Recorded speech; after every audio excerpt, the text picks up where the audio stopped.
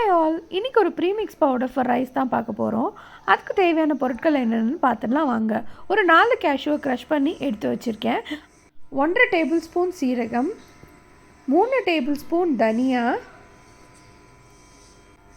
கொஞ்சம் தேங்காய், அது கூடவே ஒரு 10லேருந்து 15 வரமிளகா, 3 டேபிள் ஸ்பூன் பீனட்ஸ்.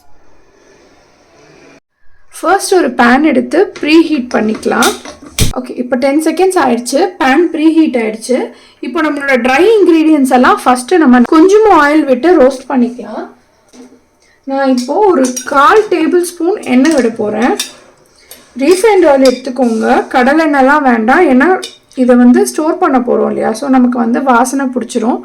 அதனால் இதில் நம்ம தனியாக ஆட் பண்ணுறோம். இது கூடவே நம்ம சீரகமும் ஆட் பண்ணலாம். ஆனால் இது கொஞ்சம் ரோஸ்ட் ஆகட்டும், அப்புறமா நம்ம சீரகத்தையும் சேர்த்து ஆட் பண்ணிடலாம்.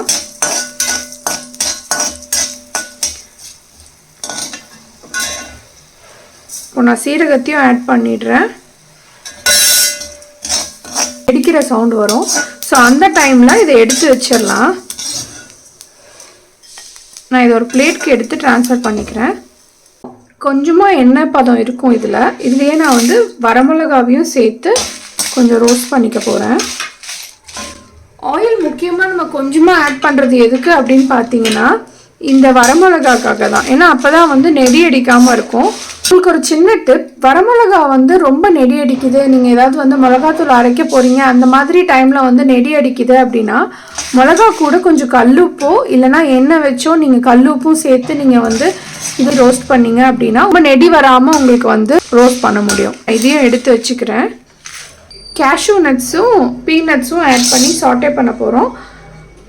நான் ஃபஸ்ட்டு பீனட் ரோஸ்ட் பண்ணிக்கிறேன். பீனட் ஆல்ரெடி ரோஸ்ட் பண்ண பீனட்ஸ் தான், சும்மா நான் ஒரு ஹீட்காக பண்ணிக்கிறேன். கேஷ்யூ எப்பவுமே பீனட்டோட சேர்த்து போட்டுறாதீங்க, ஏன்னா சீக்கிரமாக அது கருகிடும். இது கொஞ்சம் அரைக்கிறதுக்கு பதமாக வர்றதுக்காக நான் இதை இப்போ சாட்டே பண்ணிக்கிறேன். ஓகே, ஸோ இந்த டைமில் நான் ஒரு 4 கேஷ்யூ எடுத்து வச்சுருக்கேன், இந்த மாதிரி க்ரஷ் பண்ணி வச்சுருக்கேன். ஸோ இந்த கேஷ்யூவை மட்டும் நான் இப்போ இதில் போட்டு இதையும் சேர்த்து நான் பண்ணிக்க போகிறேன்.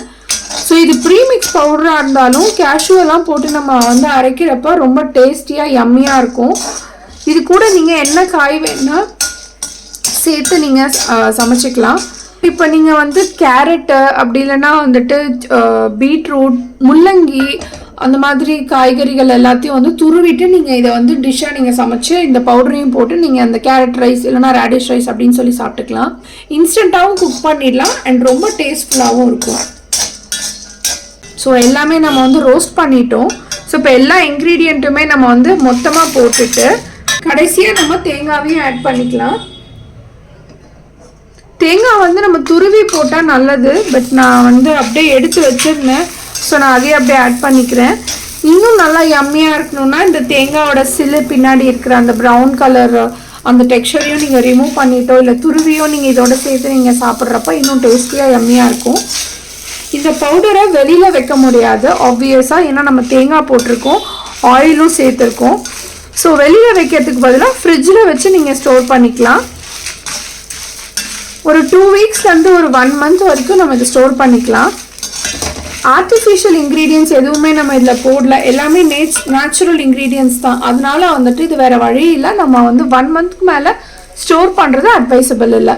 பட் நம்ம ரெகுலராக சமைக்கணும், வீட்டில் நிறைய கமிட்மெண்ட்ஸ் இருக்குது, நம்மளால் ரொம்ப குக்கிங்க்கு டைம் போட முடியாது அப்படின்ற டைமிங்லாம் இந்த மாதிரி பவுடர் ரொம்ப யூஸ்ஃபுல்லாக இருக்கும்.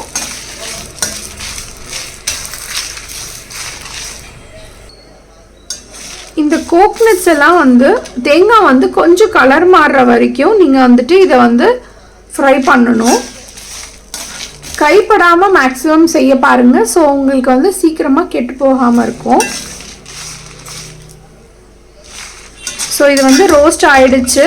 ஸோ நம்ம இப்போ இதை ட்ரை பண்ணிவிட்டு ரூம் டெம்பரேச்சர் ஆனதுக்கப்புறமா நம்ம இதை அரைச்சிக்கலாம்.